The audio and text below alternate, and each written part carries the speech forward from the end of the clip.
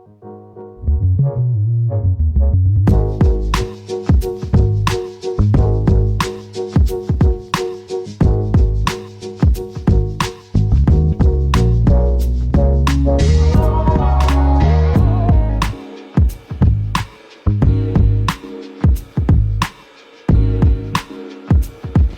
Friends, എല്ലാവർക്കും പൊന്നൂസ് ഐഡിയയിലേക്ക് സ്വാഗതം.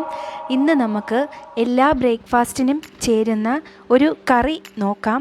ഇത് ആക്ച്വലി ചെന്നൈ സ്പെഷ്യൽ ഡിഷാണ്. ഇതിന് പേര് വടകറി എന്നാണ് പറയുന്നത്. ഇത് വളരെ സിമ്പിളായിട്ട് നമുക്ക് പെട്ടെന്ന് തന്നെ വെക്കാൻ പറ്റും. ഇതിൻ്റെ മെയിൻ ഇൻഗ്രീഡിയൻറ്റ് എന്ന് പറയുന്നത് കടലപ്പരിപ്പാണ്. കടലപ്പരിപ്പ് അല്ലെങ്കിൽ വടപരിപ്പ് യൂസ് ചെയ്യാം. നമുക്ക് ഇതിന് വേണ്ട ഇൻഗ്രീഡിയൻസ് എന്തൊക്കെയാണ് എന്ന് നോക്കാം.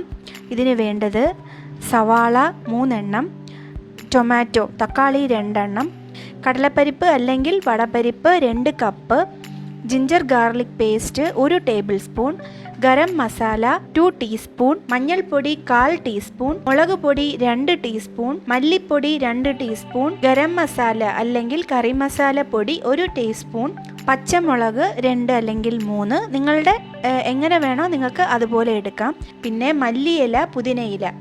ഓക്കെ, നമുക്ക് കടലപ്പരിപ്പ് ഇത് എന്ത് ചെയ്യണമെന്ന് പറഞ്ഞാൽ രാത്രി അല്ലെങ്കിൽ രാവിലെ ആയാലും മതി, ഒരു 2 മണിക്കൂർ കുതിർക്കണം. ഇപ്പോൾ രാവിലെ കാപ്പിക്കാണെങ്കിൽ നമ്മൾ രാത്രി കുതിർത്ത് വയ്ക്കത്തില്ലേ കടലയൊക്കെ, അതുപോലെ ഇത് കുതിർത്ത് വെച്ചിട്ട് രാവിലെയും ചെയ്യാം.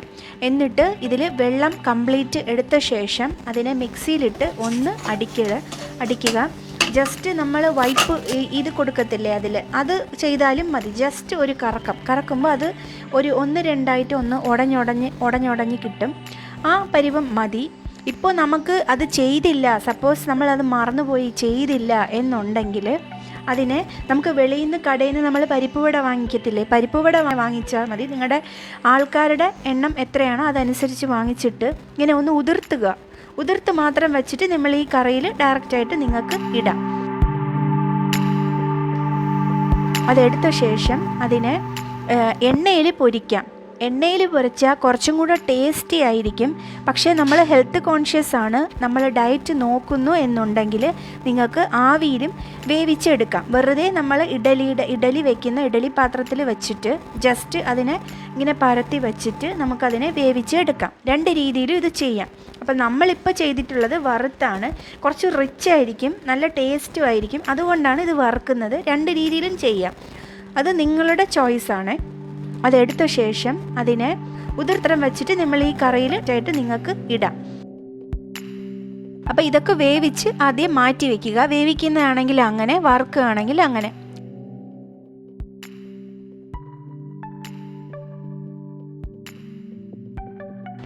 ഇനി അടുത്തത് നമുക്ക് ഇതെങ്ങനെ പ്രിപ്പയർ ചെയ്യുന്നതെന്ന് നോക്കാം.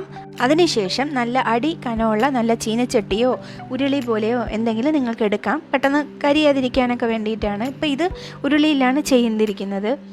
ആദ്യം എണ്ണ ഒഴിച്ചിട്ട് ഗരം മസാല ഇടുക. അതിനുശേഷം ഇഞ്ചി വെളുത്തുള്ളി പേസ്റ്റ് ഇടുക. അതിനുശേഷം ഉള്ളി ഇടുക. ഇട്ട് നന്നായിട്ട് ഇങ്ങനെ വഴറ്റുക.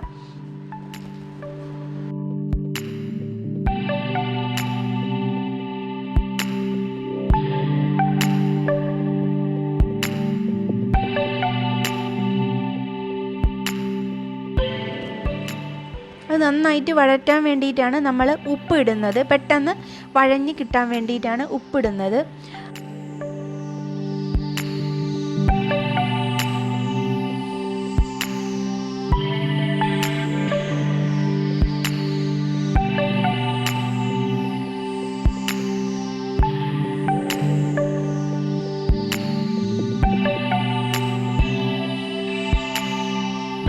നന്നായിട്ട് വഴഞ്ഞ് വന്ന ശേഷം തക്കാളി ചേർക്കുക.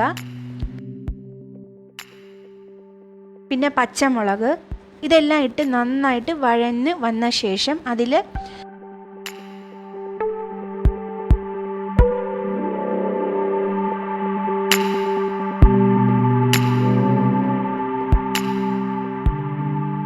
കുറച്ച് മാറ്റി വയ്ക്കുക. മാറ്റി വെച്ചിട്ട് മല്ലിയിലയും പുതിനയിലയും കൂടെ ചേർക്കുക.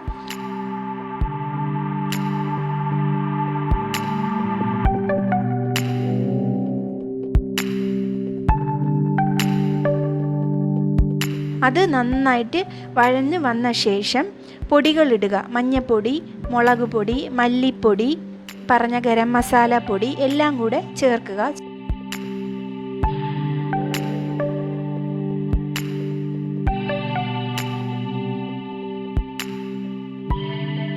അത് വഴഞ്ഞ് വന്ന ശേഷം കുറച്ച് വെള്ളം ഒഴിച്ച് അതൊന്ന് വേകുന്ന രീതിയിൽ വയ്ക്കുക.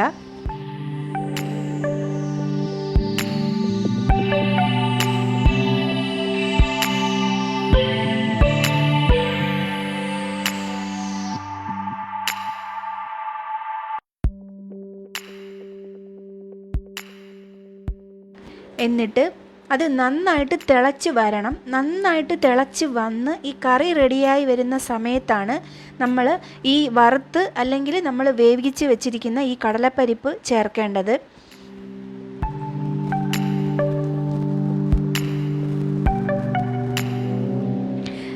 ഈ കടലപ്പരിപ്പ് നമ്മൾ ചേർത്ത ശേഷം കുറച്ച് കട്ടിയാകത്തില്ല. പക്ഷേ അങ്ങനെ ഇരുന്ന് വരുമ്പോൾ കട്ടിയാകും. സംഭവം കടലപ്പരിപ്പ് ചേർത്തിട്ടുള്ളത് കൊണ്ട്. അപ്പോൾ എന്ത് ചെയ്യണം, നിങ്ങൾക്ക് ഏത് പരുവമാണോ വേണ്ടത് അതിൽ നിന്നും കുറച്ചും കൂടെ ലിക്വിഡായിട്ട് വേണം നിങ്ങളതിന് റെഡിയാക്കി പ്രിപ്പയർ ചെയ്ത് വെക്കാൻ. അപ്പോൾ ആ കൺസിസ്റ്റൻസി നിങ്ങൾക്ക് അത് കഴിയുമ്പോൾ കിട്ടും. ഇതിൽ നമ്മൾ തേങ്ങ ചേർക്കുന്നില്ല. ഇത് തന്നെ ഈ കടലപ്പരിപ്പ് തന്നെ അതിന് നല്ല കട്ടി കൊടുക്കും കറിക്ക്. ആ കൺസിസ്റ്റൻസിയിൽ നിങ്ങളുടെ ചോയ്സാണ്. നിങ്ങൾക്ക് ഈ കുറച്ച് കട്ടിയായിട്ട് കറി വേണം എന്നുണ്ടെങ്കിൽ നിങ്ങൾ ആ പരുവത്തിന് വെള്ളം ഒഴിച്ച് ഇത് ചെയ്യുക. എന്ന് വെച്ചാൽ ഇതിന് പ്രത്യേകമായിട്ട് കണക്കില്ല. പിന്നെ അത് നല്ല പ്രിപ്പയർ ആയ ശേഷം അവസാനം ഇറക്കുന്ന സമയത്ത് മല്ലിയിലയും പുതിനയിലയും ചേർക്കുക. അത്രയേ ഉള്ളൂ. വളരെ സിമ്പിളാണ് ഈ കറി. പെട്ടെന്ന് തന്നെ റെഡിയാക്കാം. എല്ലാത്തിൻ്റെ കൂടെയും നല്ല ഒരു കോമ്പിനേഷനാണ്. മെയിനായിട്ട് ഭൂരി, പിന്നെ ഇഡലി, ഇതിൻ്റെ കൂടെയൊക്കെ നല്ല ടേസ്റ്റാണ്. നിങ്ങളെല്ലാവരും ഇത് ട്രൈ ചെയ്ത് നോക്കണം. ട്രൈ ചെയ്ത് നോക്കിയിട്ട് നിങ്ങൾ കമൻറ്റ് ചെയ്യുക. കൂടുതൽ നല്ല വീഡിയോസിന് വേണ്ടിയിട്ട് നിങ്ങൾ ചാനൽ സബ്സ്ക്രൈബ് ചെയ്യുക. നല്ല വെറൈറ്റി ഐറ്റംസുമായിട്ട് അടുത്ത വീഡിയോ അപ്ലോഡ് ചെയ്യാം. Thank you for watching. Thank you.